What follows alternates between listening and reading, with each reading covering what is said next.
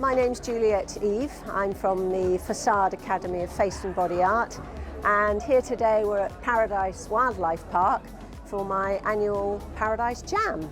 I also run the Facade Academy of Face and Body Art, and we run courses throughout the year in Hertfordshire. So every term, 2 days a week, I run diploma classes for beginners all the way up to experienced painters. I'm at the Facade Academy Jungle Jam at Paradise Wildlife Park, and it's absolutely amazing. This is my first jam. I started face painting last year, and the amount of knowledge I've gained in the first hour of being here and learning skills and techniques from other face painters has been brilliant. It's also great to be able to actually see products, test the colours, test the brushes, and you also get lots of inspiration from other face painters, not just in terms of ideas and colour and technique, but the tools of their trade. I have been to 5 or 6 of Juliet's face painting courses with Facade Academy, and she mentioned about the face painting jam that's going on today. It's been absolutely fantastic meeting so many face painters from all over the UK,